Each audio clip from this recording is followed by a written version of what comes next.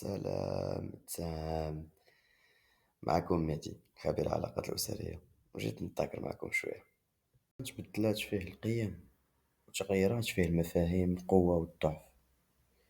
بان واحد النوع جديد ديال المعاناة كيتخبى بين الجدران ديال الدار، بعيد عن الإعلام وعلى خطابات الوعظ. كاين اللي كيعاني في صمت، راجل ما كيغليش ولكن كيتكال من الداخل. جابها راجل في منتصف الأربعينيات، مدير ناجح ولبق في خدمته، ولكن في الدار كيحس بحال عايش تحت المجهر ديما. في داري كنحس براسي ضعيف وما مرغوبش فيه، كل تفصيل خصو يجي على خاطرها، حتى طريقة الهضرة ديالي مع ولادي ولات محل انتقاد. جلال مراتو ما كتعيطش، ولكن حضورها بحال القانون.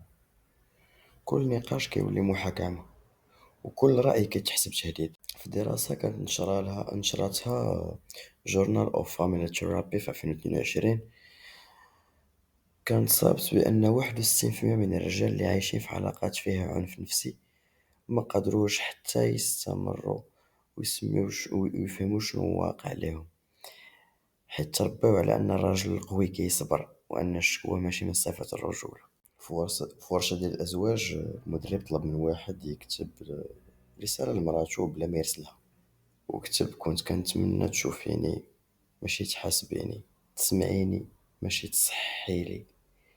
انا ماشي خصم ديالك، انا غير راجل كيجاهد يحب بلا ما يتلاشى. الرسالة ما تقراش بصوت عالي، ولكن كانت بداية ديال العلاج. التغيير ما كيبداش ملي كتبدل الزوجة، ولكن ملي كيتعدو تعريف القوة. القوة ماشي هي الهيمنة، القوة هي الشجاعة باش تعترف، تطلب الدعم والتدخل في حوار صريح. الرجولة الجديدة ما كتخوفش من المرأة قوية، بالعكس كتلقى معاها التكامل ماشي المنافسة.